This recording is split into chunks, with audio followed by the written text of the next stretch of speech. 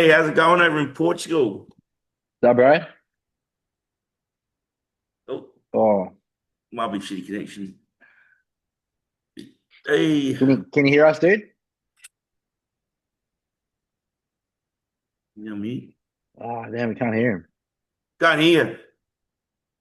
Is he on mute? Maybe it's lagging or something. Yeah.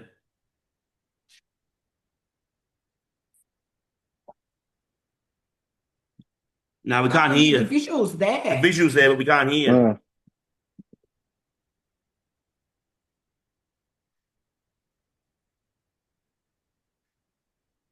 cool little crib he's got there. Yeah.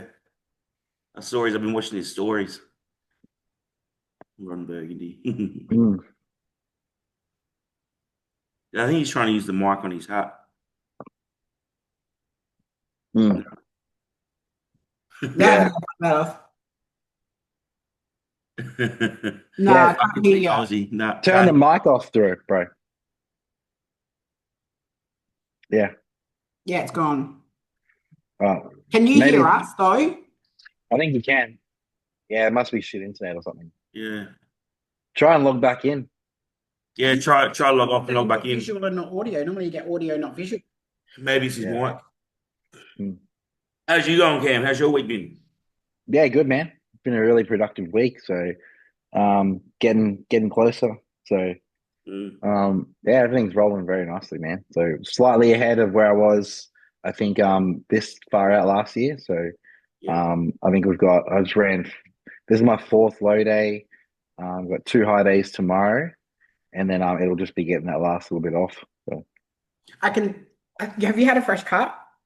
yeah, I got yeah, but, my Yeah, face is because looking a little bit leaner. I can Yeah. see it in your Face. face now. Yeah, Normally you've got a yeah, bit more facial hair. His yeah, face is just yeah. way more streamlined, It is, you know? yeah, Yeah, I think I can see it like around my eyes and stuff, like around my, yeah. so yeah, when I smile, like my, yeah. So, yeah, I kind of know I can judge where I'm at by what my face looks like. Hello. There I we go. normally, yeah, I normally know where my face needs to be in condition. Yeah, My face is in. Face is yeah, in. Oh, can we hear that? Yeah, I can hear yeah, you bro. now. Yeah, Yeah. yeah, yeah. Awesome. Perfect. I think the internet's so shit here.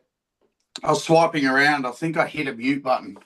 Oh, yeah. Oh, okay, yeah, yeah. Yeah. Fucking. It's like you can't even watch YouTube or anything here. Like it just starts Oh, fucking that's bad. skipping around and shit. Like you'll be watching it and it'll work. You're watching half hour or something while you're pottering around. Yeah, And then all of a sudden it starts fast forwarding itself, man. losing its That mind. would be tough because I'm on YouTube like all day long. Yeah. Like it's Yeah. kind of just like it plays in the background all day. Like I'm just always listening to a podcast or like something going on. Like I struggle with having just dead silence. Yeah, that's I'm Yeah. exactly the same. I Yeah, just have it on in the background. I don't know if I really watch any, yeah, but yeah. it's always something on. Like And if so I'm in the it's kitchen, if I'm cooking or something in the kitchen, like I'll just have a podcast on or something yeah, playing in the background just to listen to. Yeah, yeah, yeah. yeah, exactly the Mm. same, exactly the same. But we got the we got the shirt on. oh, nice. In fact, representing over here. Mm. Yeah. Mm. How's it going meeting yeah, everyone, doing your first? How Mm. good is athlete checking when you're a pro? it was cool. It was cool. I started chatting to this guy named George, this classic physique guy. And then Horse just come and sat next to me, and I Yeah, seen his face, and I was like, "Hey, Horse, hey," because he sat down, and he's like shook my hand and like just introduced, like didn't introduce yeah, himself, but was just super friendly when he sat down. And I went, "Oh, Horse, how you doing, brother?" And then I went, I looked at him. He was a lot smaller because I saw him at the Yeah. Olympia, and he was fucking ginormous. Because he's doing yeah, classic And now, then, isn't he? Going back to yeah, classic. yeah, and well, that was yeah. what hit me is I sort of went like, "Oh, wait a minute, this is the 212 in the classic check-in." Mm. And he looks a lot smaller. I'm like, is he a dude that just Mm. looks like a horse? And I'm like, I just called him. Mm. So I wasn't sure. And I talked to him, so where you from, brother? And he's like, Brazil. Like, and I went, You should know fuck. where I'm from. Yeah, you should know. Yeah. And I'm going, what the fuck? And then they called out classic first because they do the height and the weight. It takes a bit more Yeah, time. And they're like, oh, Marcelo. And I'm like, fuck, it is him. I'm like, Yeah. it's just he's just obviously made the weight, but he looks good. He looks pretty Yeah. fucking freaky. Yeah, Well, yeah. I seen that he was like 6 kilos under the weight limit.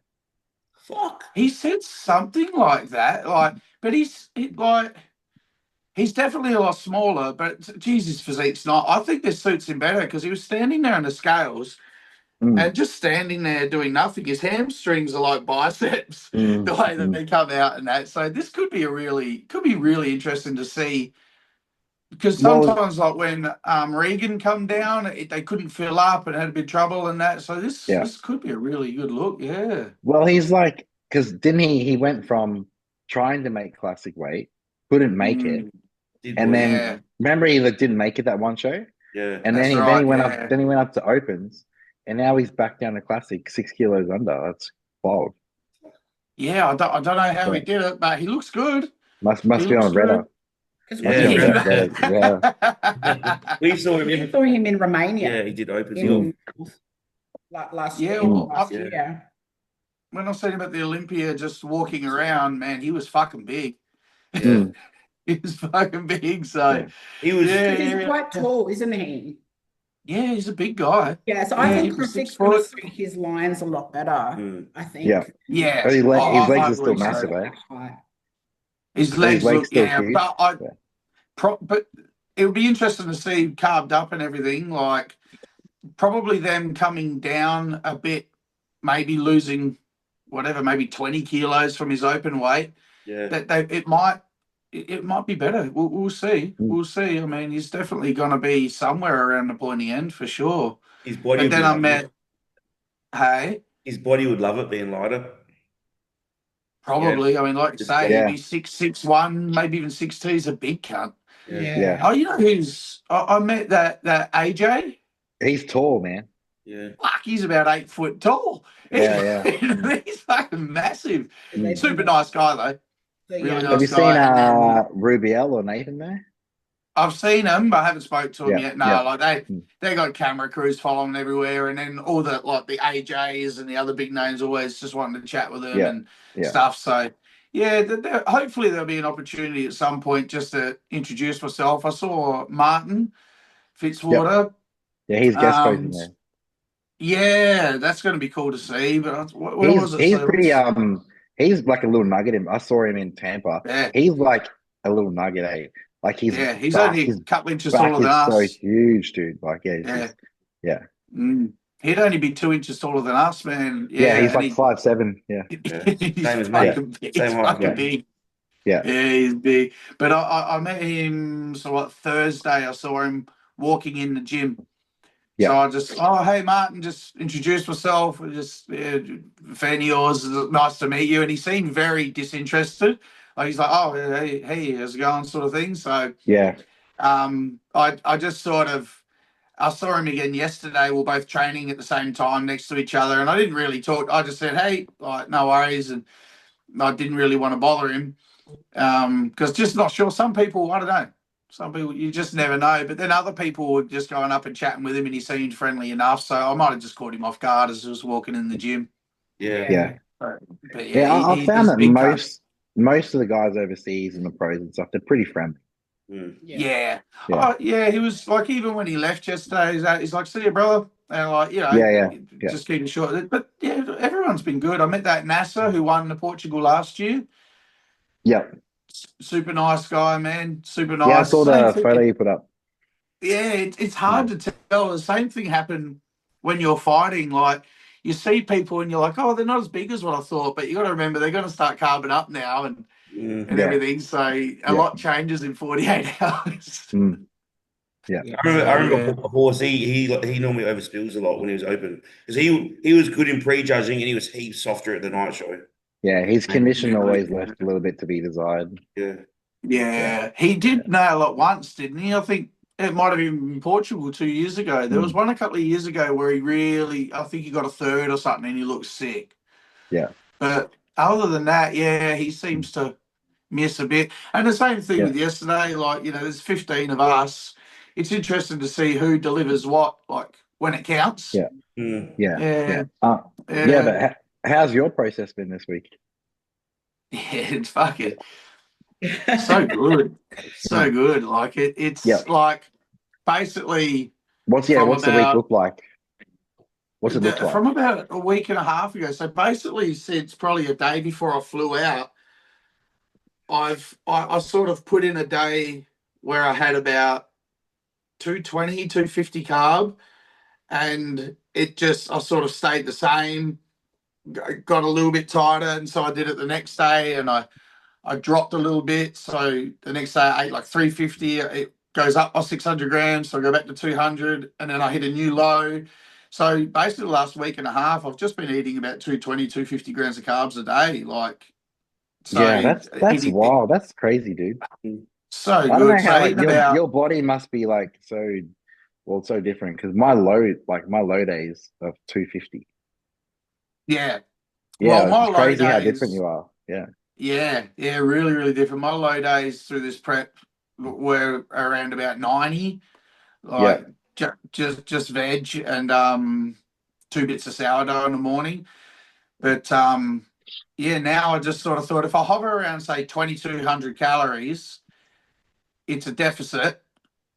So you'll just tighten up, but just really slowly. And then I can just sort of have one day where I eat an extra 50 grams of carbs or whatever if weight's coming off. And I'm like, if I hover around the same weight, but I know the calories is a deficit, fat's going to be just slowly etching in. And like now, like the glute lines are almost to my butt crack. Like, which I've never been. Yeah. The best I've had was 2023 where the lines were about halfway across. And that was a really good look. I love that look. It's still my favorite, but this will be better. So yeah, I mean, I thought on Thursday, I just went, fuck it, let's do a higher day today. It's 3 days before the show, and then I'll monitor. So I did about 520 on Thursday, and then I did 300 yesterday. Looks like I'll probably do 300 again today and should be good. What was the weight jump from the 550 carb? That wouldn't do anything. I think I didn't shit the next day and stuff, so it doesn't really count. I think it went up like nearly a kilo, but I didn't shit that morning, so I'm like, oh, look, just disregard whatever that is. That's so crazy. Like if I had 550, if I was flat and I had 550, it would do nothing. It would do nothing, or I would lose weight. Yeah. Yeah, right. No, it's so different the way I don't seem to need a lot, and I think that's part of the issue with the off season is I get in my head about like numbers you've got to hit, like I should be eating 4.6, 4.7. Yeah. I don't know if I really need that. I think maybe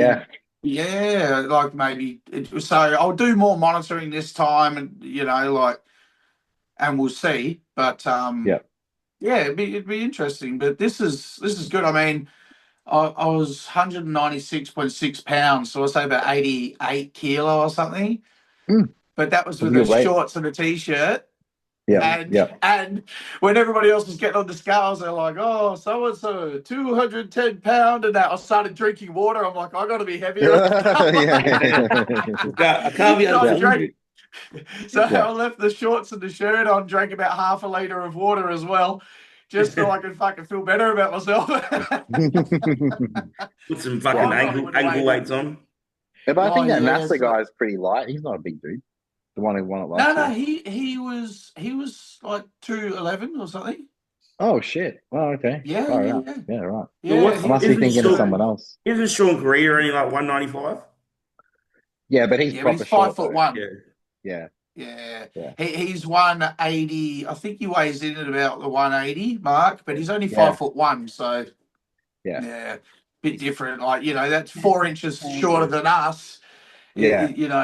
It's quite a lot to still be 80-something kilo shredded to the bone. When I met Terence Ruffin at Iron Religion Gym in Florida, like I'm like, he doesn't even look like him because he doesn't even look like he lifts in a shirt and t-shirt and shorts. He's so small. And on stage, that was the weird thing with the classic guys. I sort of looked at them because, like, obviously we don't know what we look like. We're all dysmorphic as fuck and shit. So, like. And you look and it's like, okay, and one of the classic guys will get in a scale and he looks jacked, You're like, all right. And they'll be like, okay, 175 centimeters. You're like, okay. And they'll be like, oh, 87 kilos or whatever. You're like, all right, sweet. Okay, good. So if I'm 165 and I'm 87, it looks all right. It looks good. Do they actually announce your weight and height, like to the Yes. Yeah. That didn't happen in Romania. Yeah, but your division doesn't weigh in though. No, but the boys did. Remember in the morning. I think it's all up to the promoter and how they want to do it. They didn't do it last year for my pro shows, but they're probably just trying to make like a big show out of it, like a production type thing in Portugal. So I know that show is pretty big, and they do that cool thing with the stage and everything. So they're probably just trying to dramatize it a little bit. Yeah. Well, it was only athletes allowed in this room, so it wasn't like, I think you're right, they can, but it was still just like they wanted to sort of make it cool, but athletes only in the room. So like it was nice, but they keep mentioning it like this is the biggest show in Europe. This is now like however many years in a row we're the biggest show in Europe, the most competitors and stuff, and then all the competitors. As people were finding out it's your first show, they're like, "Oh man," they're like, "This is the fucking one, bro." They're like, "This is sick, best stage, best everything." Like, so all the competitors that were there, like I really only met Classic and 212 guys, obviously. They're all like returning people. They're like, I won't miss this one. This is fucking sick. So that's awesome. Yeah, that was a really good sign. That was cool. And then the other one that they sort of hyped up, they're like, after that, they go, oh, the one in Netherlands is sick. I'm like, I'm going there next week. So, so this has worked out well. Yeah.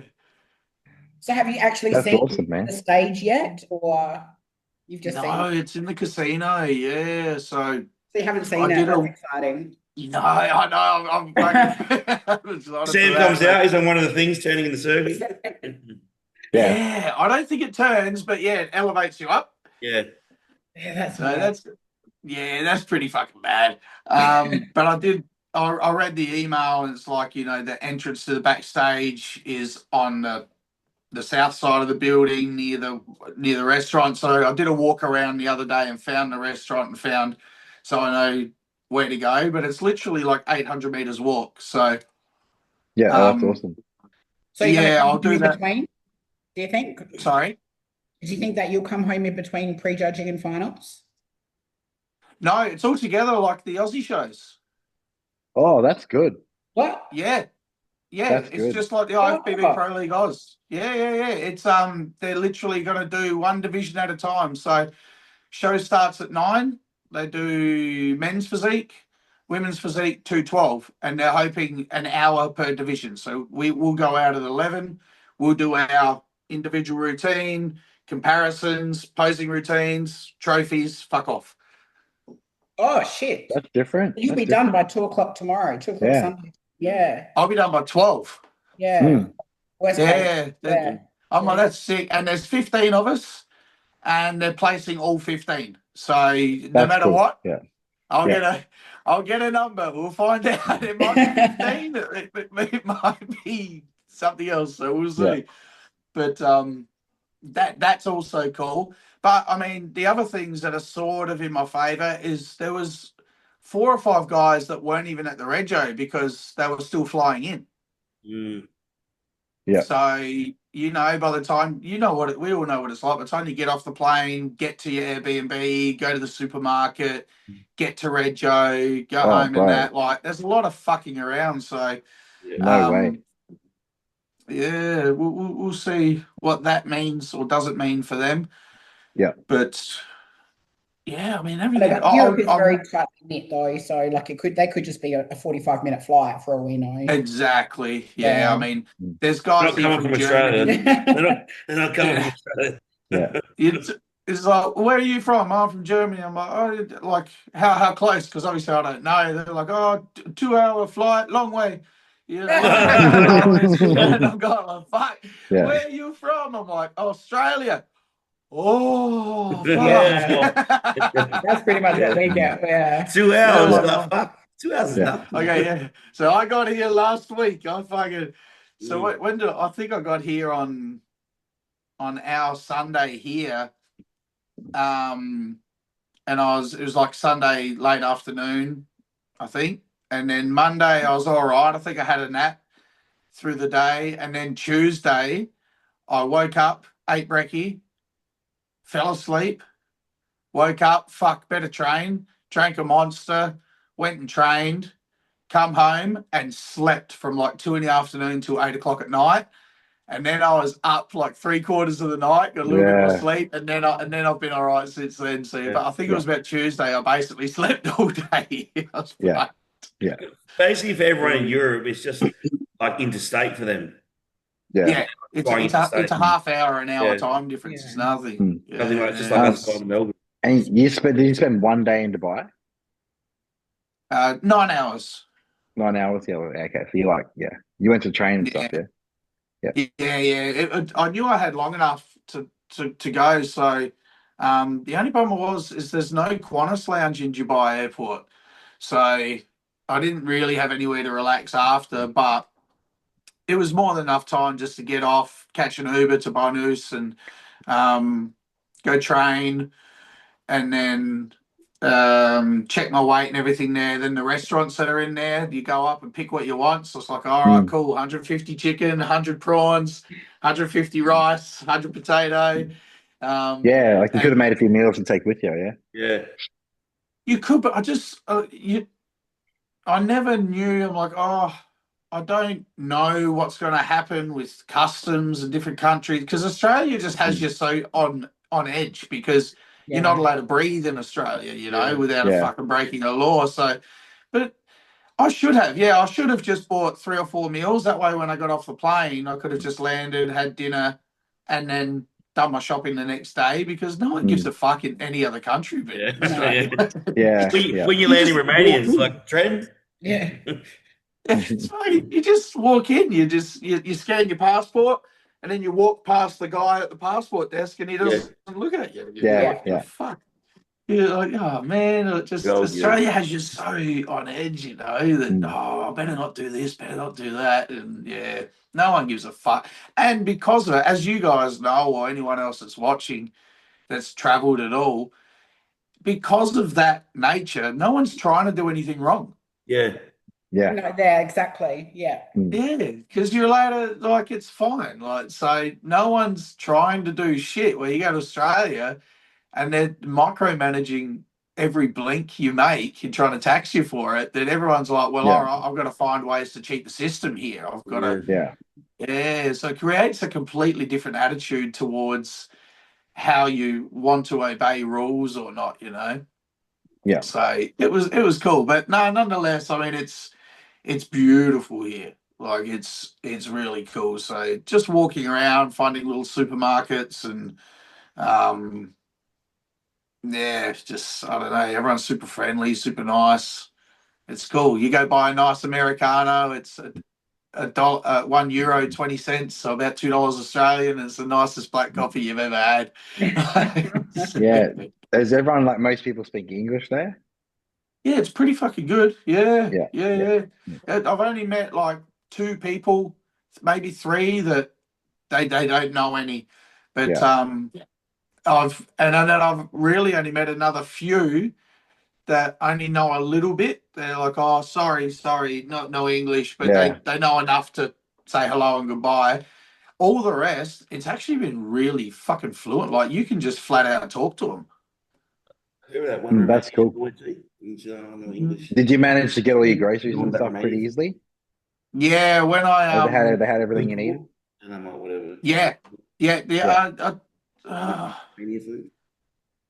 Almond butter was a bit funny. It was these organic ones that were pretty expensive, so I just got peanut butter. Everything else is pretty much the same. No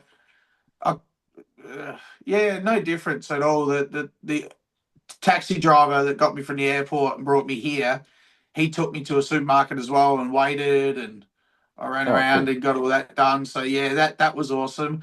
But then on my walks, I sort of on the Google Maps just typed in supermarket and found one that's only 500 meters away. So I'd walk up, use that as a walk, and get a Monster, and if I needed more mushrooms or something like that, just little. But then I literally about 70 meters away, I found down this alleyway, there's this sick little butcher and supermarket next to it. So yesterday I went there and I'm like, fuck, can I leave in 2 days? Like, this is yeah. But no, it's cool, man. Like, honestly, you don't spend a lot either. I mean, I walk everywhere. Probably on groceries, I've spent a total of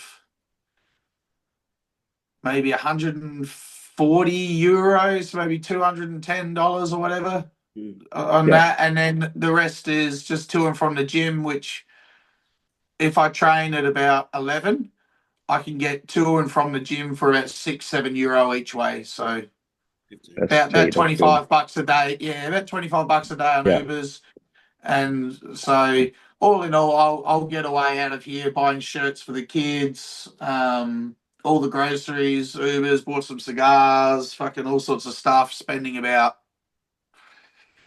500 Aussie. Yeah. That's good. Yeah. How's that gym? Yeah. It's fucking... Looks gnarly. It's fucking huge. Yeah. It's absolutely massive. Only you don't know where anything is. Nothing's in any order. Yeah, I was watching Nathan's YouTube, and he was saying that like it's wild gym's got like 300 and something more pieces, and that was like there's no structure to it. Go. There could be you go up and there could be like 9 different types of leg extensions, and then a preacher curl. Get your biceps in while you're doing legs. It's like, so I mean they've sort of with the lower body tried to create a lower body area, but then they've still got some random shoulder presses, preacher curls, fucking like just random bits of other stuff in there. And then the other rooms, there could be some back, chest, shoulders, and then still a heap of leg equipment in there. And then you go upstairs, and then you can see they've tried to create an area which would be like cable crossovers, and then they've got some arm stuff, but then they'll still just throw a couple of chest bits and fucking back bits up there and that. That just, but that's like next door and upstairs. So it's not like it's even near the other areas. So I sort of laughed with a few locals and said, like, they said, what do you think? I'm like, it's huge. The equipment's insane, like really big. I go, but it's messy, man. And they laughed. They said, yeah, it's sort of just been growing. So as they build another area on, they add some stuff. Add some stuff and buy bits. But I mean, they've probably got about 10 bits of prime. They've probably got about 50 or 60 pieces of Panada. They've got some Watson. There's another one. New Tech? No New Tech, but it's another name sort of like that. Like, it sort of reminded me like Torture Gym, something like that. It's a brand like that. They've probably got about 12, 15 bits of them. M Torture? Yeah, that's the one. Yeah. I'm pretty sure I'm pretty sure M Torture is New Tech. Oh, is it? Okay, yeah. So they've got a fair bit of that. They've got they've got about another half a dozen pieces of stuff that looks like Iron Man. Yeah, they've got a huge selection. It's pretty good, man. It's pretty cool. Sick.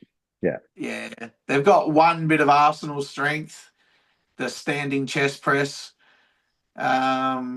Yeah, no, it's cool. They're super friendly. The promoter's super nice. He's. Do they let you train there for free? Yeah. Yeah, that's good. Yeah, that's cool. The Banus knocked some money off for me for being a pro. Oh, that's good. About $25. So instead of $100, it was 75 for a casual. But is that 75 like Australian? Yeah. It's 150 dirham. Right. I spent more in Dubai in 9 hours than what I will in Portugal in a week. Quite literally. Oh man. Yeah. Very, very, very close. Is there a pool? No pool.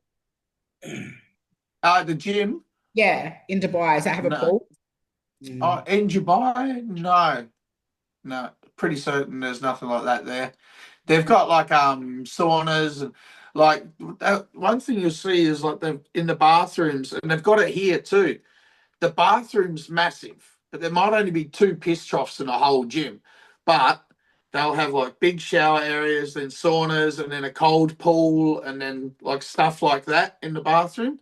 So like there'll be like a plunge pool that you can just fill up and use and whatever yourself. So they put a lot of that sort of stuff in.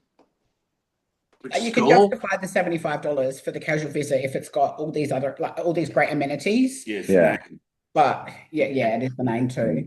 Yeah. Now, Binus is a rip off. Like it's sick, but it ain't $75 to go and do a 60, 70-minute workout. Yeah. It's like lift gym in Japan. Lift gym in Japan, Harajuku. That's 75 for a visit. It's like the size of an Anytime Fitness. Yeah. Oh yeah. No. What's that other gym that's in Dubai that everyone goes to? There's an Oxygen there. Not Oxygen. It's like a underground one. I think I can't remember the name of it now, but it's smaller and it's all like hand selected pieces. I think Callum was trained out of there a little bit. I know. I've seen him train there. I know. It's not where Andy Bell trains. Oxygen gyms, can they? I'm not sure. I'm not sure. No, I don't think women are allowed at Oxygen. No, not from what I've heard. Is it where Andy Bell trains? I'm not sure. I can't remember the name of it right now. I know like what I can picture it in my head, but I can't remember the name of it right now. Yeah, I'm not sure. I mean, I guess the benefit Dungeon Gym. No, Dungeon another Gym. one. Yeah. Yeah. Okay. Well, maybe I think, on my way home, I think I've only got about 3 or 4 hours in Dubai, so I don't think I'll leave the airport at that time. Yeah. But, what was I going to say? No, I lost it. No, that's right. Yeah, I mean, I guess the cool thing about, say, Binus is you go like, all right, they got a heap of that gym leco and all that sort of stuff, so you'll do a whole workout of all new pieces.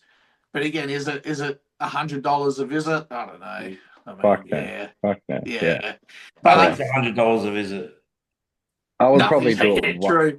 But you know how we all rate Cybex hack has always been my favourite.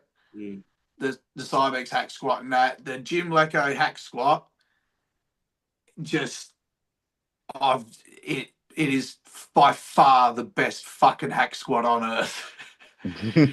out of this fucking planet.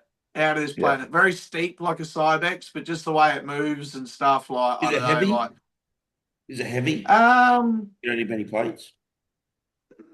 Probably same as Cybex. I think I probably had about probably 6 plates total, 3 plates aside, something like that. Yeah. But just I don't know, man. I couldn't believe it. It was fucking unreal. But this is fucking exciting, dude. I know. It's super cool. What time is it there? 7:15 in the morning. And this is one day out? This is Saturday, Yeah, cool. Yeah, so I'll go for a walk. I'll walk to the casino and back at about 8 o'clock, which will mimic tomorrow. And then I'll get back here, and then at about 8 o'clock I'll sort of walk to the gym and back, come back here. Then I will at about 9 o'clock take a fluid away and do base coat of tan, which will sort of mimic when I'll top coat there. At say 10 o'clock I'll put base coat of tan on, and then at 11 o'clock here I'll posing routine, individual routine, pose, everything, and mimic. So I'll completely, my breakfast is already done, my water's already done. So completely mimicking tomorrow today. And then when I look at myself at 11, I'll be like, all right, cool. Should I get water out a little bit earlier? Should I, and should I not eat breakfast? I'll just sort of use today as a gauge on how to fine tune tomorrow. But looking at the look yesterday, drinking extra water to be heavier on the scales and shit like that, it was close to stay. It just needed to dry out. So I think today I'm going to pretty much 90% get it right and have it ready for tomorrow.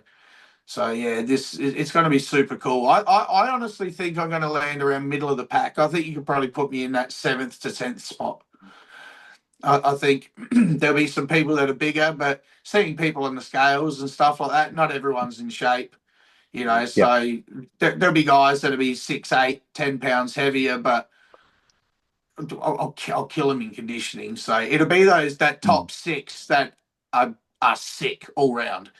You'll be like, okay, we're not ready for them yet. You know, that's fine. But then it'll be, I think I can get a top 10 at the back end of the 10. But if you can get like top 10, top 8 your first pro show, that's fucking good. Oh, dude, if I got 10th or 10th or better, like, that's if I can get in that second call out, I'm roaring. Yeah, that's the goal. That's the goal. But again, you just never know. Some people just change in 24 hours like you've never seen. Yeah, you could do like a lot better than you expect, man. So yeah, I wouldn't go in with any expectations. Yeah. Oh no, I have none. I'm just like I'm just it's funny.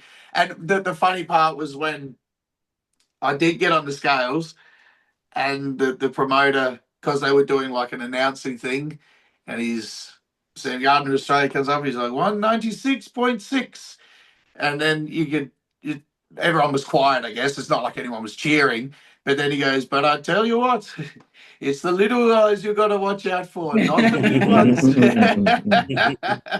So I went, that made me feel good. I'm like, okay, maybe he's seen you in the gym. He's like, hey, this guy's, he's smaller than you guys, but it's pretty balanced, you know, it's not bad. So we'll see. We'll see what that means or doesn't mean. But no, I'm fucking pumped. I can't wait, man. But like, how cool is the week before the show? Like just being in another country, just like doing the whole process leading up to the show, going to the gyms, talking to people. Like I just love that part. I love that. Yeah, and I think it's I don't know. So like people were going like about traveling. They're like, oh, but you don't get to enjoy it. I'll tell you what.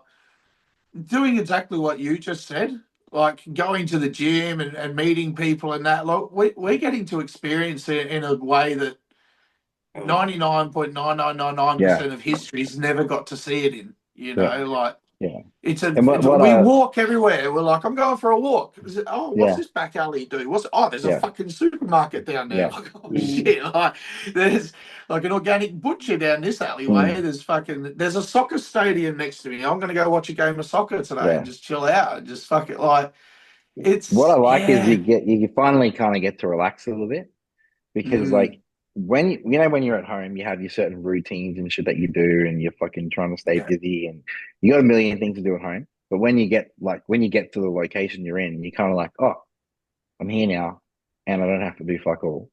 Like I can actually just like start to wind down and like enjoy the final stage. Like, and it's easier to not be hungry for some reason. Like, if I go like, I've got 2 hours. If I'm at home and do exactly what Cam just said, like, we've got our routines, we've got to do this, we've got kids, we've got pets, we've got fucking whatever. If I've got 2 hours to the next meal, I better drive to Paradise Point and go for a walk there. Otherwise, I'm going to think about food or something. Where here, I'm like, I've got 2 hours to the next meal. I might just lay in the bed and watch YouTube. Yeah. And I'm laying next to the kitchen doing nothing, with nothing on my mind. No jobs, no chores, no nothing. And I'm like, oh, fuck, I'm half hour late for that meal now. It's easy to watch. It's easy to, yeah. Yeah, the novelty effect. Like you were saying about people that travel or you miss out because we're not eating, whatever. Most of those people that travel, they stay in a hotel, they don't even experience culture. But to me, that's not traveling. Like we're like you said, nobody can experience the bodybuilding culture that we do when we travel. People that travel and stay in hotels and 5 stars and do all that stuff, to me, all that touristy stuff isn't really traveling either.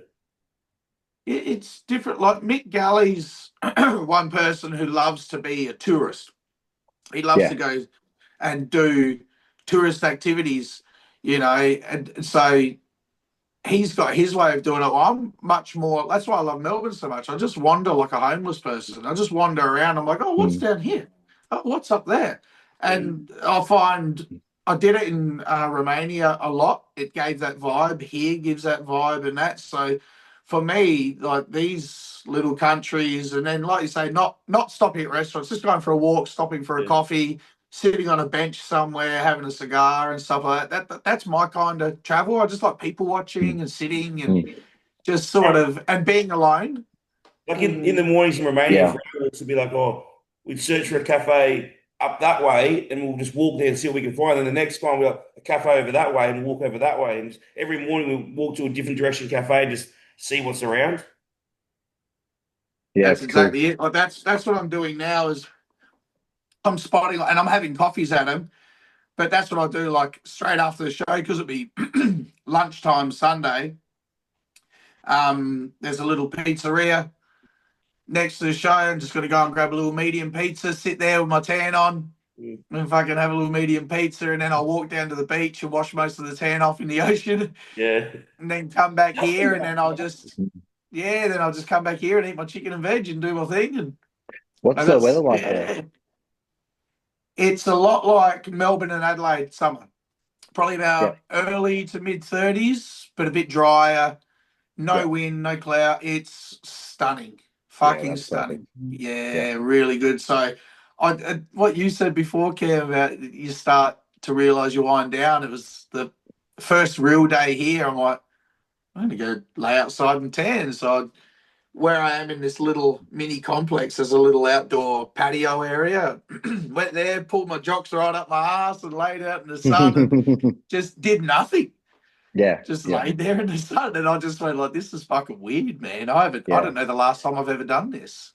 Yeah. I haven't done this in 5 years at least, where I've laid outside and tanned.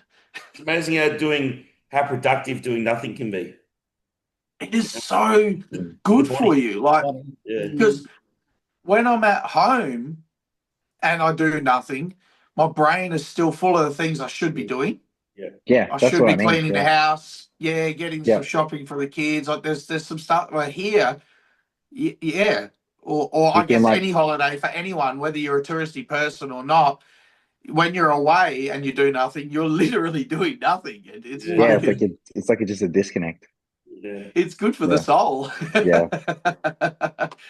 But the people are lovely, you know, like they're cool. So, you know, hey, bom dia, senor, hey, bom dia. And then they assume you can speak Portuguese. So blah, blah, blah. You're like, sorry, only English. That's all I know. But then they're like, oh, okay. And then they start talking and I don't know. It's no one's the way that we are on vacation about how we can do nothing. They kind of live like that here. They're so chill. And I'm like, oh, I can't. Like, is it? Yeah. So you start fantasizing. You're like, could I live here? I could, if I could easily just not come back at all. It wouldn't even bother me. I'd just bring the kids. And I'd just be like, cool, you go to school here now. Like, it wouldn't even bother me. Yeah, this is a beautiful place. And then obviously everyone raves about Amsterdam, so I'm super hyped to see.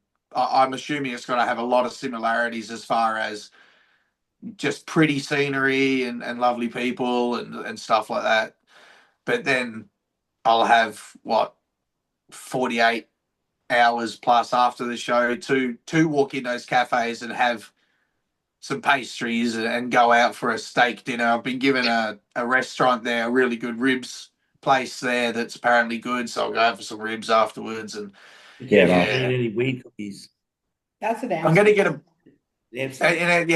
going to get a brownie, but I'm going to go back to my Airbnb to eat that. I think I'll freak out if I'm in public stoned and shit on brownie. I know Dean loves Portugal, doesn't he? Yeah. Well, where's he live? Spain. I think he's a resident in Spain now. But that George, classic physique guy, the classic physique guy I met first, George, he's from Spain. And I just said, fuck, I really want I just, everyone raves about there too. So, well, the M Pro that was on, I think a few weeks ago looked really good. Yeah. Like the production of that looked really good. Yeah. Oh, no, they don't do 212 though. That's right. I did see that. Yeah, because because Spain was one I wanted to do, but they don't do 212. Italy doesn't do 212.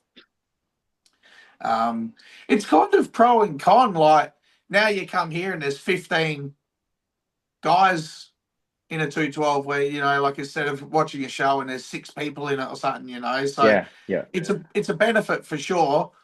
As far as what we like competitiveness. Yeah, what we receive, like fulfilling from a competition, knowing that there's 15 of yous up there, and you're like, wow, this is pretty cool. But on the other token, there's only like 12 spots a year to qualify for the Olympia. So yeah, pros and cons, pros and cons. If you had 6 to 12 and you got 6, you're like, oh, I got 6, but then people are like, yeah, but you got last, you know. But if you got 6 and it was 15 people, you're like, fuck, I got 6 out of 15. That's a big deal. Yeah. That's a big deal, dude. Yeah. So no, it's cool, man. I'm having a good time. Like, obviously, I've spoken about it before. I'm using a tirzepatide this prep. That's quite literally extended my career. Like that, it's oh my god, it's extended my career 100%. How have you gone with the like gastric emptying and stuff with that? Has it slowed down your digestion or anything, or you've been fine with that? I've experienced absolutely no issues, but my biggest high day on it would be 3,300. So it's kind of, I mean, if I was to try and utilize it in an off season, I think the retrotrutide would be better to have. Have you pulled that dose back at all towards the show? No, I took my last shot, because that one I just do half a dose once a week. Yep. And it hasn't changed. I haven't had to like change the dose or increase or do anything different. So I just did my last one on Saturday before I flew out, and it will last until, well, sort of today. It lasts about a week. Yeah. But again, for me trying to keep up with my body and how it's been burning carbs, I've got to increase food a little bit. So I think I'll be fine. I think it'll be fine to last. To last another week before I get home. And then I'll use it for the reverse. And that will be the interesting point, because obviously the calories maybe for the first week might only be 2,700 or something, but it'll eke up. And then I'll get to experience like, all right, does tirzepatide sort of hurt once I passed 3,200 or 3,600? And okay, it's no good for high food. But speaking to everyone I know using RET, as they're getting leaner and as they're getting hungrier, they're having to increase the dose of RET. Yeah. So I'm thinking that would be better for the off season to leave low dose for the cholesterol, the blood glucose, the blood pressure and that, but leave it low dose so it doesn't interfere with the appetite as much. I think maybe the tirzepatide's a bit stronger with the food noise maybe and the appetite. So it might be a little bit better at that. So I've got more Manjaro that I can just leave in the fridge ready for next year to compete, but I think in the off season I'll use RET. And you haven't noticed anything like going like you've been too flat or anything, or like your fullness is fine? Look, I mean, you would have to say it might be playing a part into why I'm eating more carb more frequently than previous preps, for sure. Yeah, because like usually I would have like one high day and I was so full that it didn't matter, you know. So where now I'm sort of eating 250 grams of carbs every day to stay the same. So I mean it must be doing something, but it's not. I haven't found it difficult to manage at all. It's just new for me, because after 16 shows of not having to eat more every day, it's new.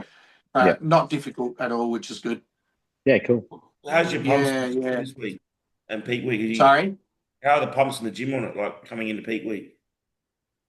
Oh, dude, I'll fucking explode. Yeah. So you're definitely feeling that. If you're getting pumps, your muscles are working. That's the thing, is it doesn't seem like it hasn't changed. I mean, okay, the look has changed because I'm leaner, but once I pump up in the gym, like it's my body responds the same, everything's the same, everything looks crazy, and that I just noticed that when I wake up in the morning, I'm like, oh shit, like I might have, say, like 2 high days and the weight might be up 800 grams. So I'm like, oh, I better have a low day just to stay on top of it. But then when I have a low day, after those 2 high days, I hit a new low on the weight. And I'm like, oh, shit. I'll have 3 high days before I have a low day. Same thing. The weight goes up after 3. I have one low day and it's gone. So it could be just because it's the leanest I've ever been. It could be the tirzepatide as well playing a part. It's hard to say, but definitely thanks to the tirzepatide, I'm the leanest I've ever been. So yeah. If it means that once you reach 95% of stage condition, you don't need to drive lows anymore. You can, like, they're still low. You're still in deficit, but you can just add in an extra 100 grams of carbs a day or something just to slow the process down. It's 100% worth it for sure. Yeah. No, cool. it's it's a tool like anything else, right? Yeah. Exactly. And that's the thing. Like, people have messaged me and they're like, "Oh, should I increase my rep? Should I?" And I'm like, "Look, you've got a coach. Like, talk to them. Like, I don't know how low your food is now. I don't know how low it's been compared to the past. I don't know how low you've been low for, how long you've been low food for. I don't know how much you're training. I don't like exactly what Cam said. Like, it's a tool. Like, use it to whatever you need for it to serve its purpose. Like, there's no blanket to how to use testosterone. There's no blanket to how to use growth hormone. Like, you know, it's stop trying to just use a drug to tell your body what you want it to do. Like, ask your body, cool, what do you need from me?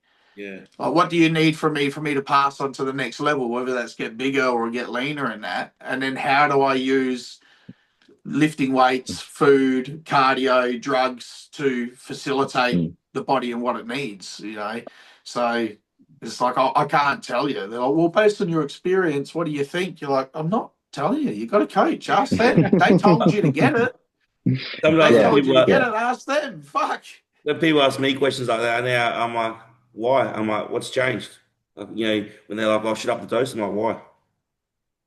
And then it's like, oh, well, I don't know. I'm like, well, why do you want to change it? I've been on it for 4 weeks, so should I up it? Like, what, is it still working? Oh, yeah, it feels great. Then stay on it for fucking ever. Like, I don't understand people like that. Like, they need to change because they need something different. You know, they want something to happen. Like, changing dose is going to change their body or something. Well, it's the same as wanting to change your training program every 4 weeks or 5 weeks. When are we changing our training program? Never. I'm like, don't ask me how long I've done this split for. You're not going to like the answer.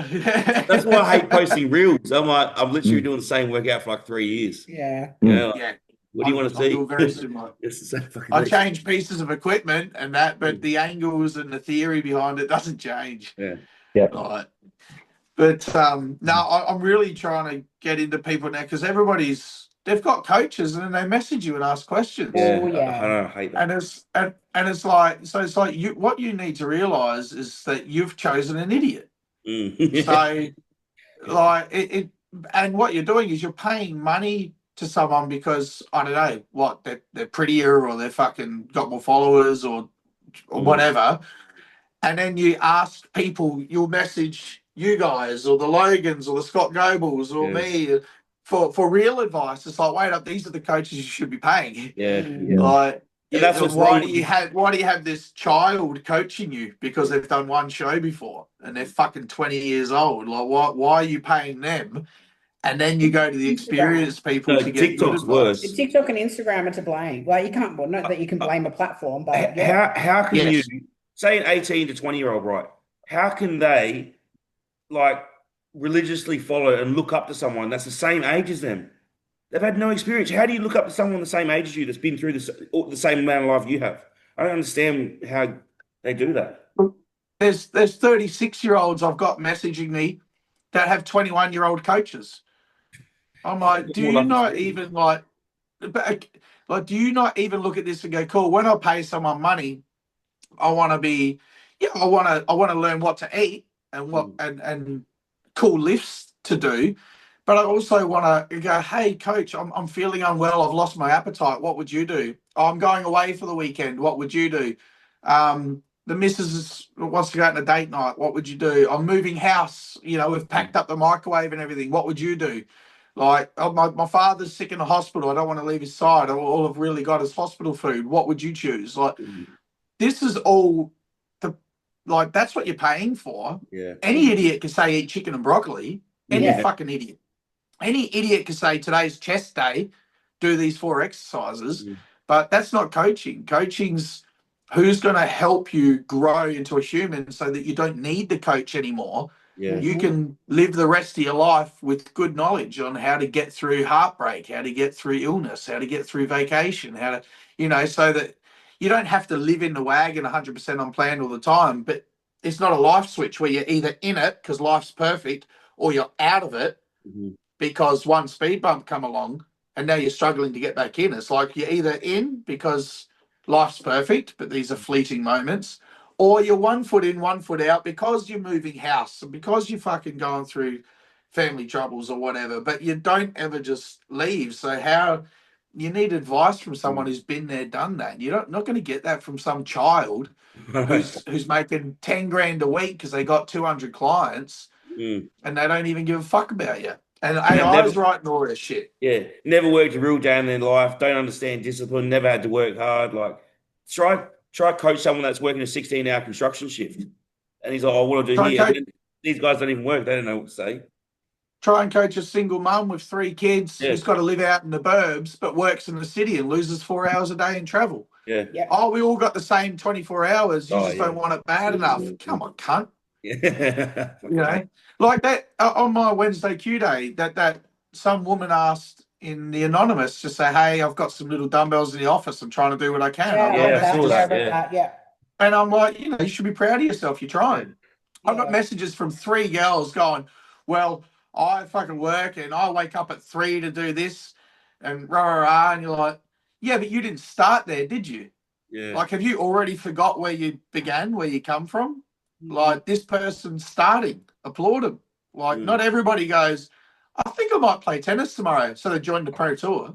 Yeah. Like, fucking everybody starts somewhere small and it progresses. Like, you progress to where you're at. And now you're bagging someone for saying, "Hey, I'm trying to start out. Is this okay to just own some little dumbbells and lift at the office desk?" Yeah, it's fucking better than okay. People like us who've been doing it for years, like they're like, "Oh, how do you go to the gym after work?" I'm like, "I've been doing it that long. It's just automatic now." Like, you know, I don't even think about it. Just finish work, go home, and just go to the gym. Whereas other people, I can't expect them to be that easy. You know, they got to get in the routine, start building the habit. These things take years. Yeah, but it's also you want to go to the gym. Yeah, that's well, You want, but you progressed there because you began going like, "I wonder what a day at the gym with my mate would feel like." Yeah. So it started somewhere, and then you're like, "I might try that again next week with him because I like chest day with him." So next week you go once again, and then and then, boom, 10 years later, you're this different beast. Yep. But it didn't start there, and that's where these fucking children running these huge platforms, that's what they're doing. They're just like, we've all got the same 24 hours. Like, I don't have time to talk to you all. I've got 200 of yous. Like, either do my plan or don't. Fuck off. Like, give me your money. You get a lot of blind leading the blind. Like, I see a lot of young PTs all about this stuff. Think they can be an online coach, and you see them that they're teaching whoever they're training, like they form so shit. You know, yeah, because they're form shit. Yeah, they're form shit. But what about you, Cam? I mean, what are you, 6 weeks? 4. 4 weeks now. Yeah, so leaving 3? Yeah, leaving 3 weeks. Yeah, 3 weeks tomorrow. It's a good look, bro. Yeah, I feel good, man. So it's a good look. Really good. Yeah, I'm like pretty confident. Like, more confident than I was last year. So, gonna bring something better. So that's all we can do, really. Just depends on who turns up. Yeah, the pictures you said. That's it. Yeah, that was on Friday. Yeah. This is what we said about less shows. Is now you're like, well, now we got to see who turns up. Yeah. But for 4 weeks out compared to previous preps, how do you rate your current position? Like, similar? Like little bit ahead on conditioning. So I reckon I got another probably. These photos here are 89 kilos. Is that after low or high days? That's on my Friday was my 3rd low. Well, that was after 2 low days. Yeah, so you're flat. But it was after I trained legs as well. So my legs were already inflamed there. But like, yeah, like, cause I train legs on Wednesday and it normally takes like 5 days for my legs to come like be dry again.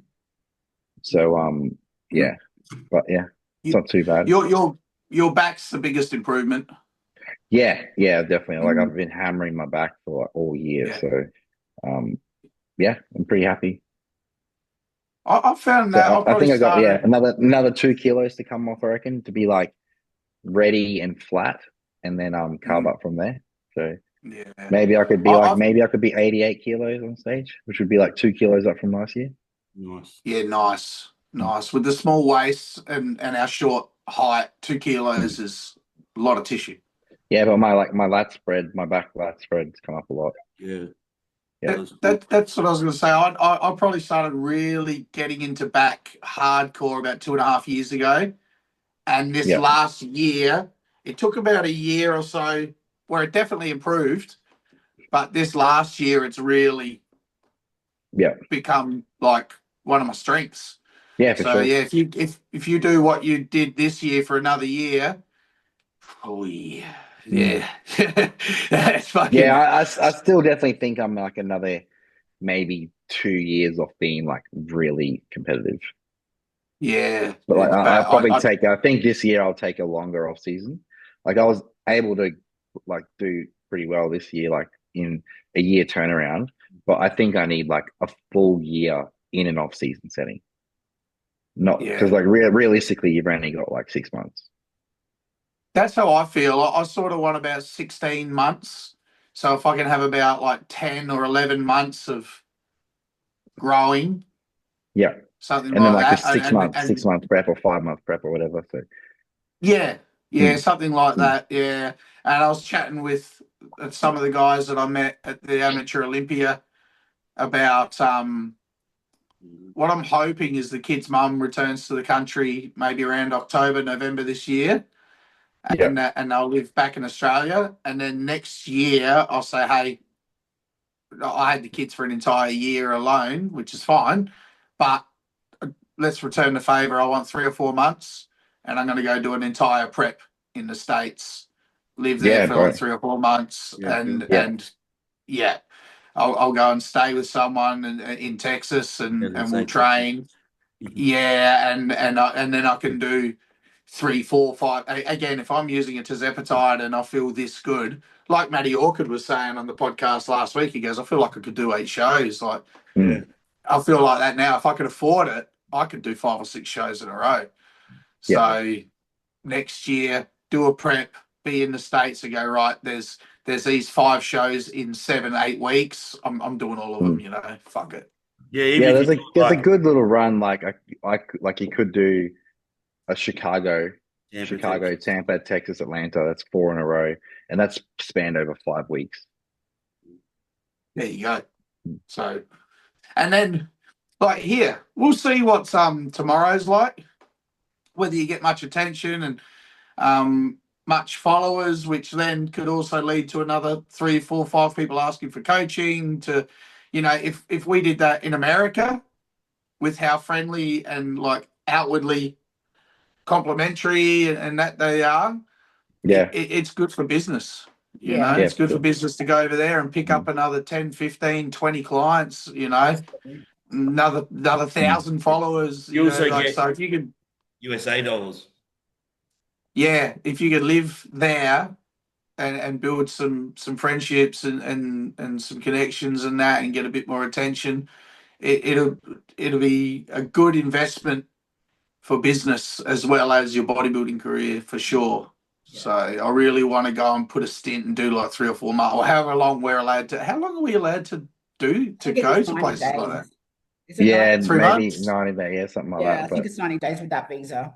Oh, there's so much more opportunities in America too, just for like sponsors and being like seen and all that sort of stuff. So like Australia is really like so tough. Let's all go. Yeah, let's all go. Australia is so tough for like the bodybuilding scene, like being like, you know, noticed, like I suppose, or like getting paid or whatever, or like getting sponsorships and stuff. So we don't have any pro shows here. Like that, I think that's where it starts. The problem is as well, let's face it, fucking TikTokers and all that shit get all these followers and stuff, and all the companies just give shit to them. They don't train hard. They don't really represent bodybuilding, and they get all the love when us bodybuilders actually do the work, doing our stuff. Like because we don't, the audience is so here small in Australia. Companies, there's no point in us. We can't make money because we don't make them money. Yeah, Whereas but America, you have to ask yourself.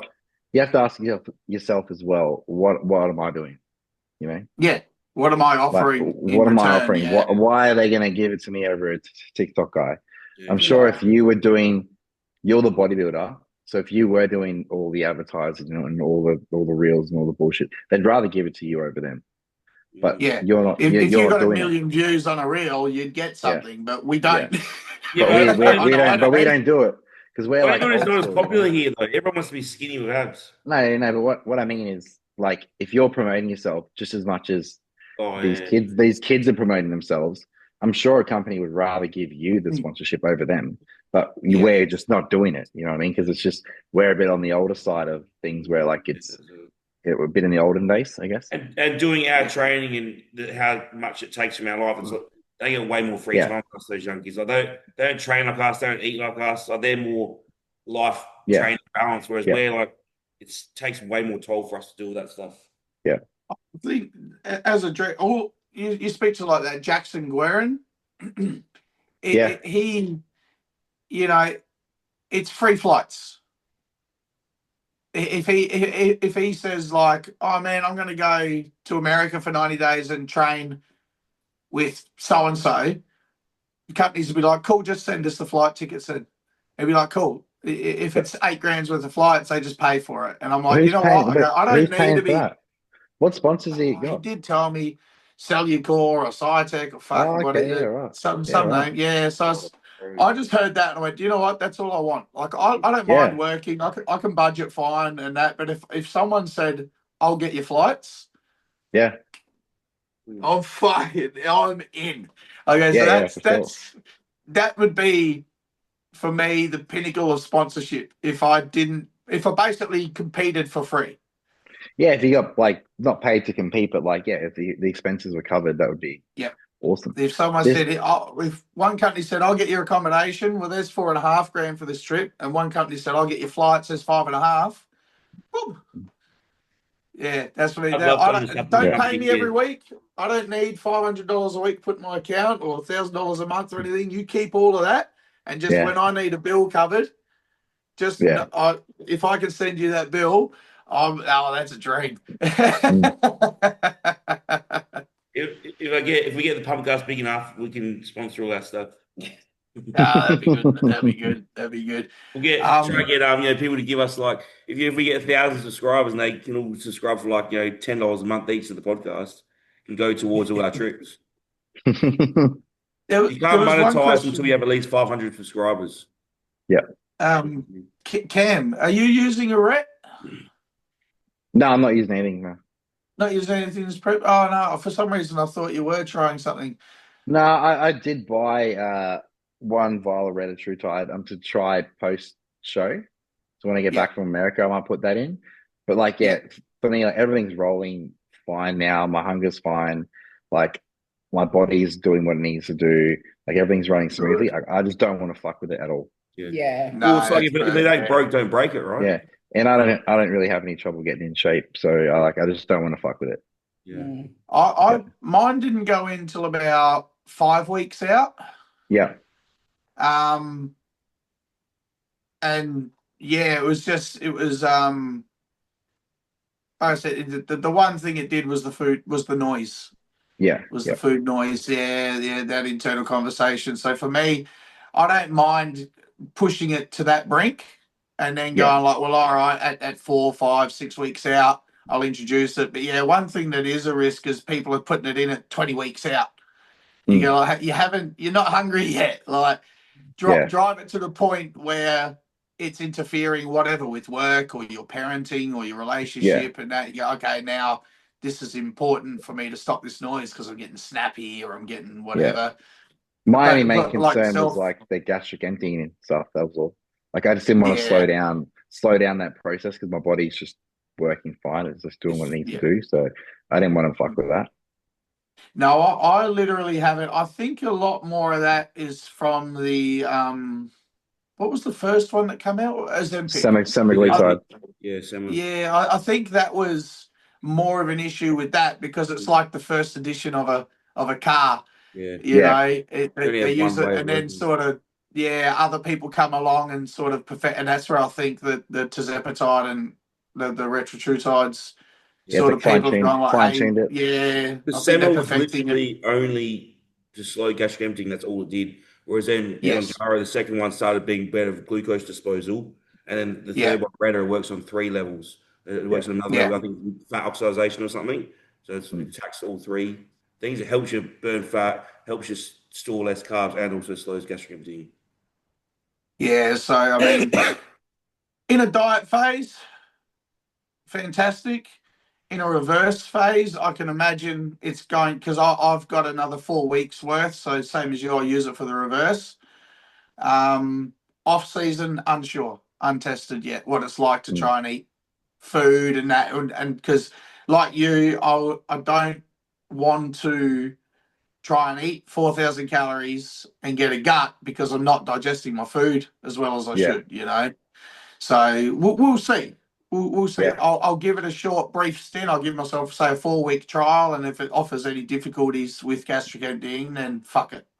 I think if you can stop that post-show rebound, if you can hold that off for as long as you can, when you actually go into a off-season growth phase, you'll do so much better. Yeah, I'm really looking forward to it. Yeah. Last year coming out of those shows, I was fucking starving for like 3 months post show. I was starving, but that's because we didn't just ramp my food up straight away. But then my food didn't get I never got to a point in the off season where I was stuffed. I was always able to eat the whole time because I didn't rush to get full. You know what I mean? Yes, yeah. And that's what I want to do this time, is that exactly that. Yeah. Go, well, all right, I've been 99.8 before. Maybe I only hit 99.8 again, but you're 9 or 10% body fat, eating food, and it's all getting dispersed where it's meant to go. It's not being wasted. It's fucking, and you know, maybe it's being pro, maybe it's, I don't know, but I have an internal motivation to really off season that's never been there before. You know, maybe I always put myself down a bit of. Hey, you think you have that now? Wait till you actually finish these 2 shows. You'll be so motivated. Yeah, I'll walk off stage tomorrow, and it'll be. And then by the time I walk off stage in Amsterdam, be like, all right, let's do Amsterdam. Let's eat a brownie. Let's have some fucking European bread. Let's do whatever.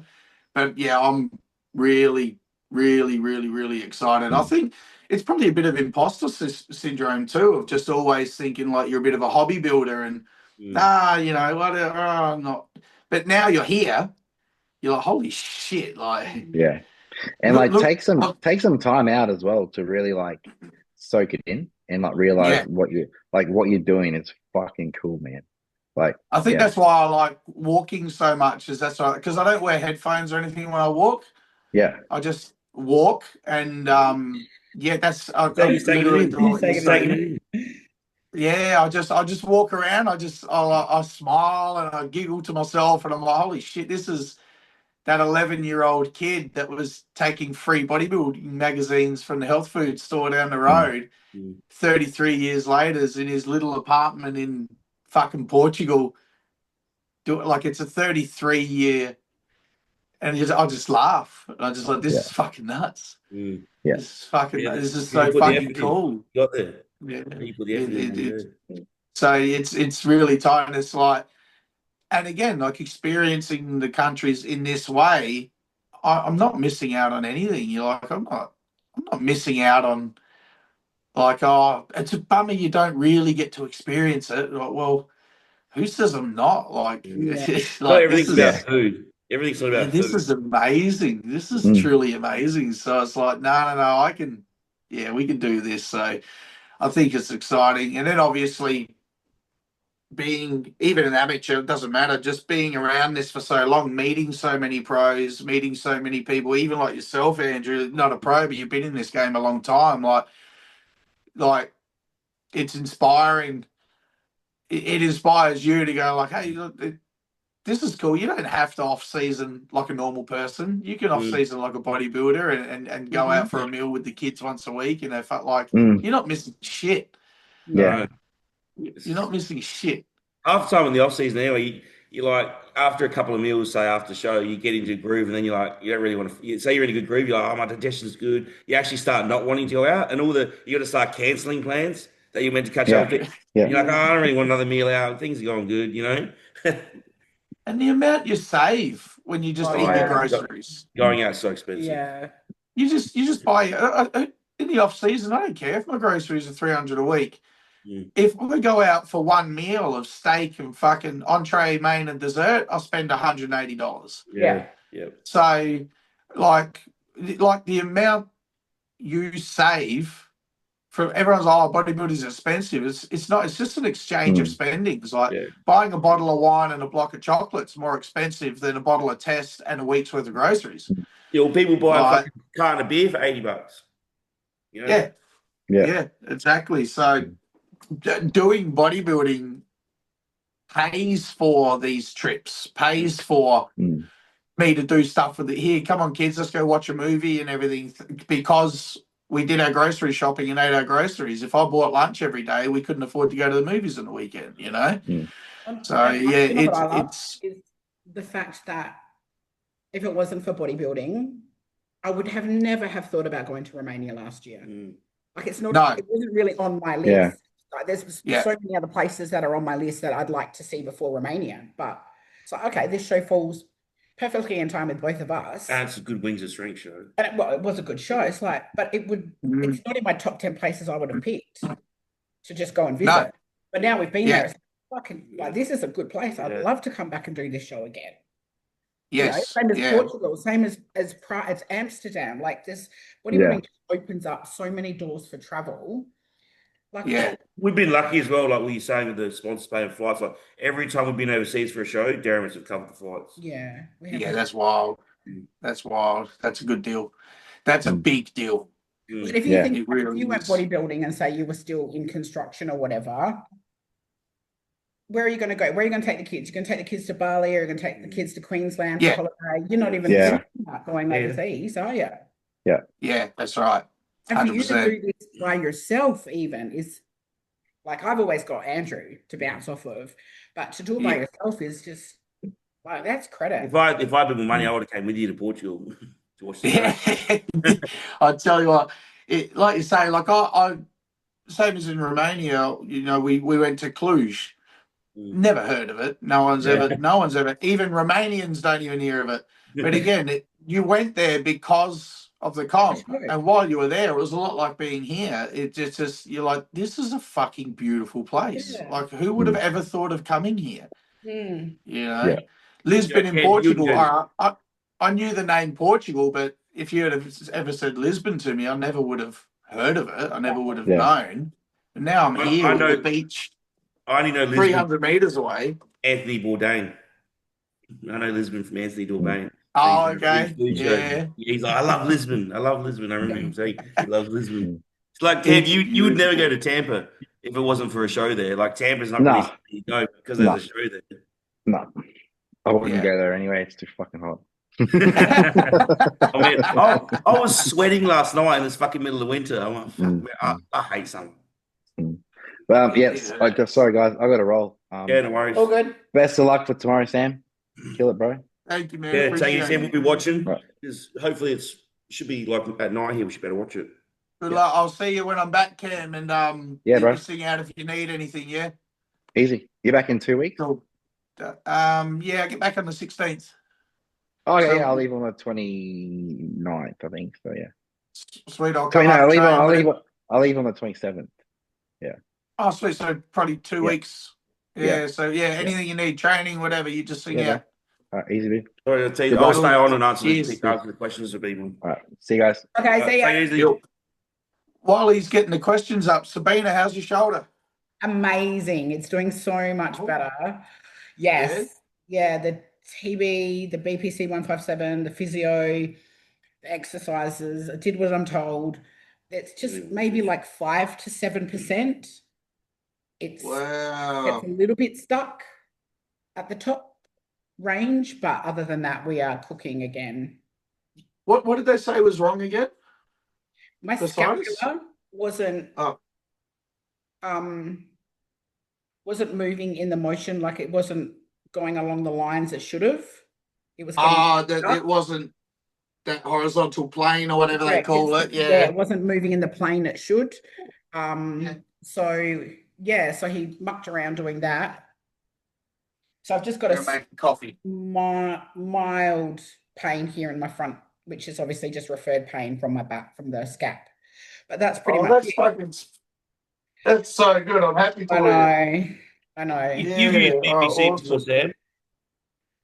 Yeah, BBC I try and have in a good 6 months of the year just for anti-inflammatory, digestive, soft tissue healing and stuff like that. Do you take it orally or sub-Q?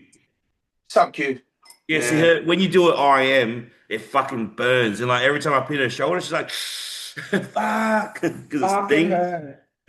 Oh, you do intramuscular? Yeah, right in the shoulder. Oh wait, no, I do it. I do it intramuscular. Yeah. Yeah. Just insert a needle in wherever. So like, say the elbows were giving me pain, I would put it like in that tricep tendon. Yeah. Does it burn? Yeah, no, I've never had any difficulty with pain, thankfully. Mine always stings. Like even when I have my tricep, put it right in the tendon. There used to sting going in. It's like a real pressure bubble that it fucking stings. Maybe because it's in the fridge. Maybe because it's cold. Yeah, I don't know, but it's always that weird fucking. Do you keep yours in the fridge? Well, you have to. Yes, yeah. Once it's mixed, yeah. Why does it burn so much? It burns me as well. All of those things, I just, besides oils, I just put in the fridge anyway. I'm like, fuck it. Yeah. In the fridge you go.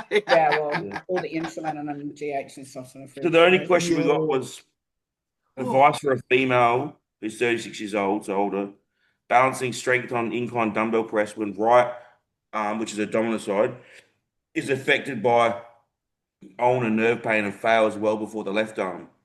So my advice to her would be do machine pressing. Yeah, I wouldn't be doing dumbbell pressing. Yeah. If you got a dominant arm pain. Or a Smith machine. Just find a machine that doesn't give you grief. Yeah. So just read it out for me one more time. So she's advice for a female, balancing strength on incline dumbbell press when my right dominant side arm is affected by ulnar nerve pain and fails well before the left arm.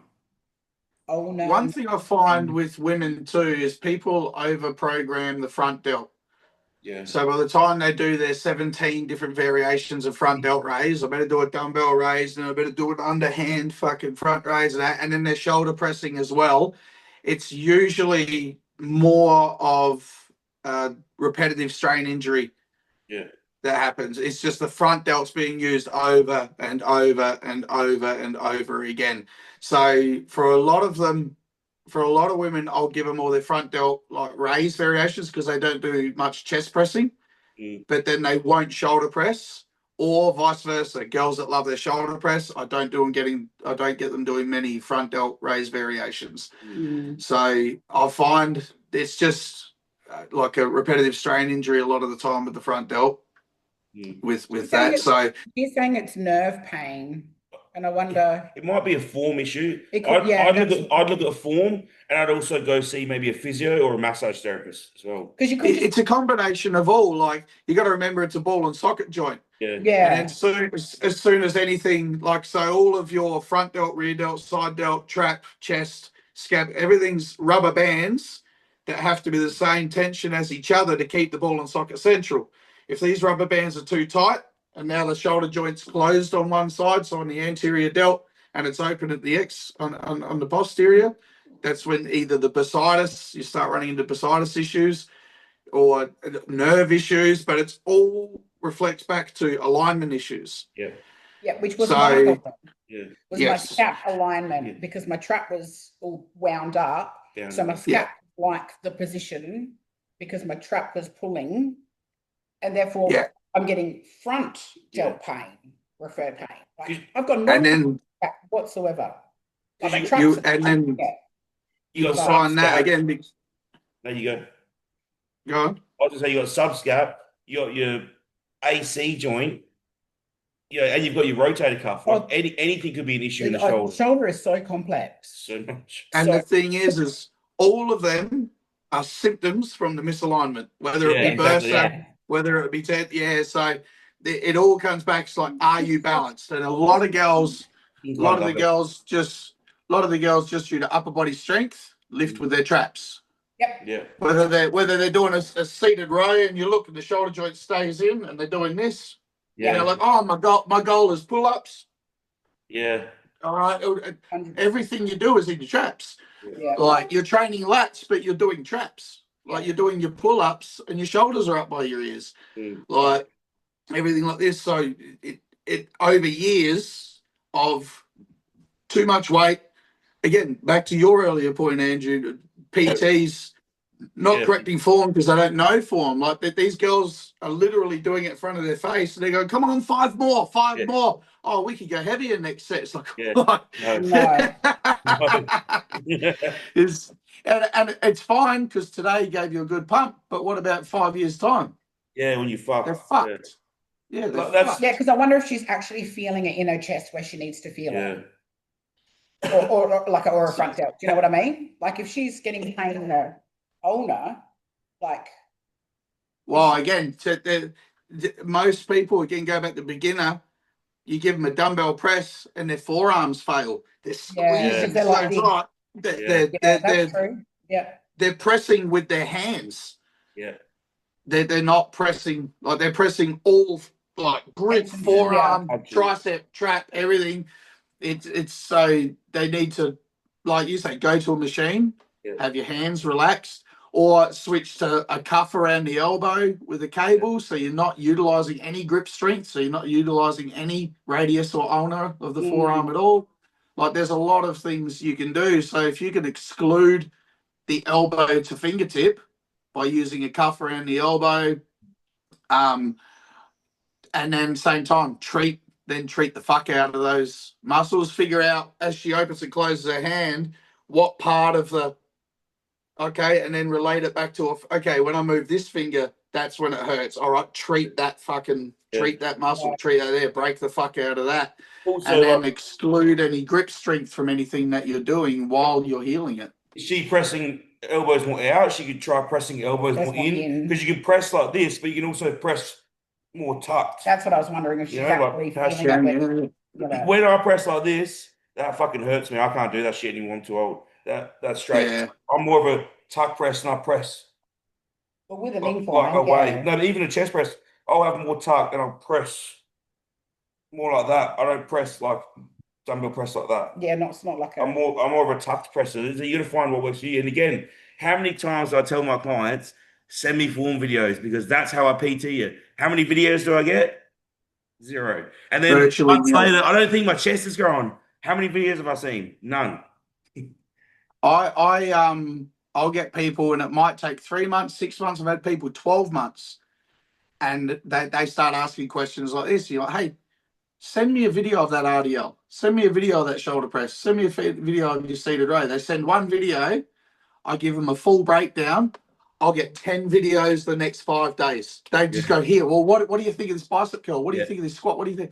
And they're like, holy shit, I didn't realize. I didn't realize. As soon as they send one video and realize how much they were doing wrong, and then the next time they do it, they're like, holy shit, they just start streaming me video. I got 5 videos from one guy this morning who didn't send me his first video till last week.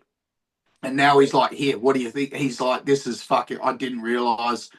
I thought even his lateral raise is all forearm, is lifting all with the forearm, and there's virtually no shoulder in it. And you go, hey, I understand from a client's perspective, or I don't want to send my coach a video. Perhaps they feel like they're too vulnerable, or they're, being a pro. They're also scared to film themselves in a gym. Yeah, look, that too. Some people are, and you also get the ego guys that think they know how to lift. Yeah, but we don't care. Yeah, well, obviously we do care if your form's crap, but we don't care if your form is crap if you're sending us videos, because that's how we're going to correct. That's why you're paying us. That's why we can correct you from there. Don't be scared to send a video and you get not negative feedback, but you're going to get constructive feedback. You know, it's not going to be, oh my God, you're doing it wrong. Yeah, okay. Yeah, we don't just look at it and go, holy that's shit. Yeah. We just go like, all right, see how you're doing this here. Let's put a cuff on your elbow. Let's not shoulder press anymore. And it might just be body mechanics. It could be anything. Like you said, Sam, like when you're rowing, drop your shoulder and then row. You know, just like little cues like that. Yeah. Well, what muscle, what is the purpose of this exercise? Okay, I'm doing a wide grip seated row. So rear delt, mid trap, things like that. Yeah. Yeah. All right. Well, how do if I do a bicep curl, I have to stretch the bicep and shorten it. So if I'm meant to be hitting mid traps, how do I stretch the mid trap and contract it? Oh, my shoulder girdle actually has to travel forwards and travel back. If my shoulder girdle sits in one spot and all of this stuff's moving, what am I training? I'm training bicep, forearm. That's how everyone trains back. There's no. So it's like, okay, what muscle is this exercise meant to be targeting? Yeah. They all could be rows, but it could be close grip, elbows close to the body, 45, 90 degree. They all hit different things. So it's like, what's the purpose of this exercise? All right, so what skeletal movement needs to happen for that muscle to stretch and contract? Let your skeleton, so move in 3D. Don't be so two-dimensional where everything's just elbows that nothing moves. Like, actually move in 3D. Like, people bag out Derek Lunsford. Oh, his seated row's a bit crap. I'm like, oh, the guy with the biggest back in the world. But okay, so he doesn't need to train like that anymore. He's moving a bit, isn't he? He's like, he's stretching his shoulders forwards and pulling his shoulders back. Well, he's moving in 3D. He's moving into the function of the skeleton. Arnold Schwarzenegger looked like he was fucking rowing a boat, and he's doing his fucking. It's so for this person, because they specifically said the ulna's hurting, I would try and eliminate from the elbow to the fingertip. I would either eliminate, like you said, I'd probably eliminate dumbbell because she's probably squeezing the absolute fuckhouse out of her grip. Yeah. While she's lifting, she's probably all tension in the hands and in the forearms. Yeah, that's what so eliminate the grip. I'd put a cuff over the forearm and just change the exercise. Not use a dumbbell. Use a cable or use a machine so you can have a completely open hand and just press with the palm. I always open hand press because I like a bit of rotation. I'm always open palm pressing. What do they call it? Suicide grip, where it says you just sort of sit the bar and your palms. It so makes the bench that should help her, but then simultaneously, while you've eliminated that muscle group, find the individual part. Okay, because that's what I had to find. I found that it was these two fingers. When I opened my hand, that's when this elbow hurt. So we followed that line up, and that's the areas we've been treating and heal everything in one singular session. You put needles in there, scraping, deep tissue massage on those particular muscles. You're fixed in one session. Or you're 90% better in one session. The next week you do another one and you're healed, and all of a sudden you can reach out and grab your coffee. You're like, oh, I don't have pain anymore. Like, oh, fuck. It's also like another thing to bring up, which is obviously you do it, we all do it as we get older. We don't do exercises that don't feel good. Like if something doesn't feel good to us, like not doing that. She's got to understand, like if an exercise doesn't work, don't do it. Like there's no must do exercise. So it's like I only machine press now. Like I don't know, I can go back to dumbbell pressing, but my forearms get strained all the time. I'm always in the operator digging, picking them up, and just always putting plates on machines. The last thing I want to do is waste energy picking up fucking heavy dumbbells for dumbbell press. A machine press, so much easier. Like why is dumbbell press necessary when she, like you said, she can machine press? And I think it's probably part of the reason why what we were all saying before is a lot of the people who are good at building muscle, male or female, we don't film our shit because it's so boring because we've got, I know there's 40 back pieces here, but I'm only good at 10 of them. So I kind of, my routine kind of consists of just those 10 for the last 4 years now. Like it's not exciting because those other ones, I can say everything's busy and whatever, fine, I'll use one of them, but I'm not as good at them. Like, I'm not good at soccer, so you don't see me just grabbing a soccer ball and joining in a game with some kids, you know, because I'm crap at it. So there's a handful of machines that I just don't use because I can get them, but these other 10 I can fucking drill, and I just feel muscles exploding where they're supposed to be, you know. And also as well, some only fit your body mechanics. Like there might be a machine your mate loves, but then you're like, nah, it doesn't sit well for me because you might have a longer torso or something that doesn't feel right for you. So don't use that machine. Like that's why you go to a gym, you find a machine, you're like, when you can really hit something that, say you want to hit your quads and like, this really hits my quads good, stick with that machine. So, and when I was gonna say, I wonder when she's pressing is, I know all people, like all beginner bodybuilders, they lift like a power lifter, point A to point B. When we're lifting, we're trying to lift with the muscle. Like it's not about just getting away from A to B. It's about lifting it with the, where you need to lift it. So I wonder if she's just pushing it for the sake of pushing it, or if she's actually like trying to lift with the actual muscle she's trying to use. Like slow down about the movement.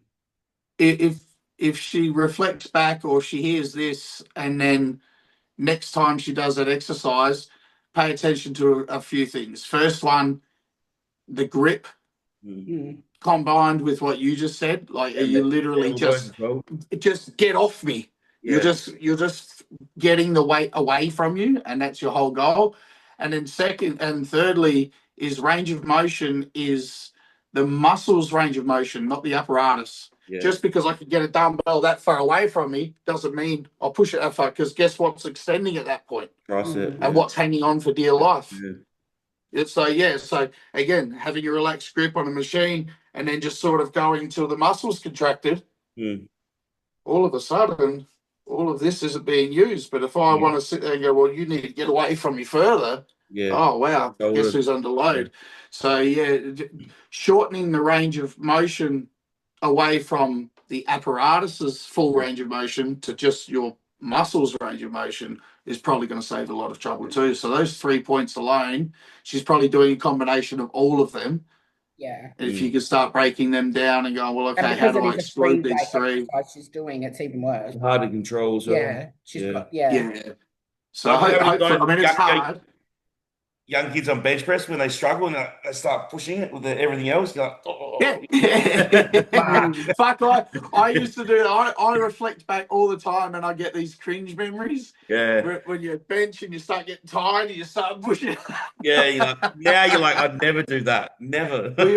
We all did it. And again, back to your point, Sabina, is like when we say like, hey, send us videos, it's not to, because any humble person remembers where they came from and knows every time I watch you do something horrible, I know I did it at some point in time. Trust me. I don't forget where I came from. I don't think I started here. So it's like, here, show me. And this is because I didn't have anyone to teach me that. I just over the years had to figure out, how do I use a muscle? How do you use a muscle? How do you stop just grabbing that weight and pulling it towards you and say, well, that's back day? With giant arms and no back.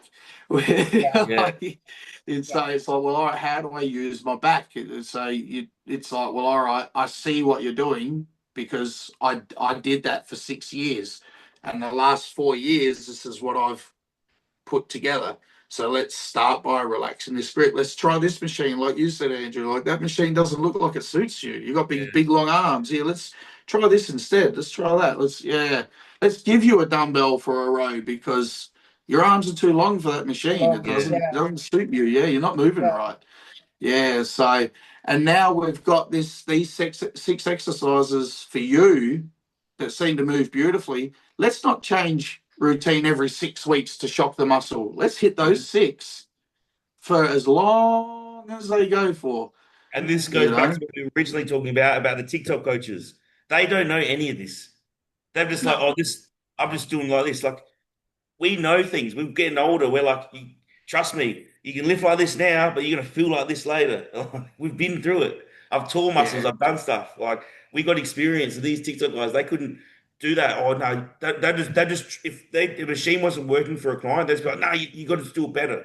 They don't know. No, okay, fuck that machine off. They wouldn't say something like that. Whereas we would. That machine doesn't work. We fuck it off. The other thing too is they know how to talk. They say this, but then everybody gets the same. It's like, oh, you don't have to do trend. Well, it's funny because 100% of your competitors are on trend. Yeah, yeah. It's just because you say it on social media because it sounds good and you know what to say. How come every single one of your clients is doing that? Yeah. Certain bikini coaches out there, oh, you don't need to do this, and oh, anti-estrogen's bad. It's like, well, 100% of your girls are on anti-es and 20 milligrams of Anavar a day. Yeah. So it's like, I know you know how to play a character, you know how to perform on the internet to get clients. You're very good at it. But when you've got the amount of clients you do, you literally give no one any of the advice you know how to speak. Because you know how to copy what everyone else says that's intelligent, but you don't know how to apply any of it. And that's life experience. It is. It is. And also, like, sharing your opinions with peers. And asking, saying like, hey, I keep giving this girl this and I'm getting this response, or what? And then asking advice from a friend who's in the industry. Yeah. And they're like, oh, here, have you ever tried this? Like, no, I didn't. Wow, you just learned something. Yeah. Like, don't be afraid to ask one another. I don't know how many people I train with, and they train with me. Like, I usually do this weight, and once I tell them how to train properly, they have to at least half the weight. Yeah. Because they're like, oh, they can't do it, lift it properly with the weight they were using. that Mike that does the Fluid podcast. Yeah, well, Van Wick. Like Ian Valier and everything, they're like, hey, I did back with him, and they're like, holy shit, my back has never pumped like. You do not stop learning.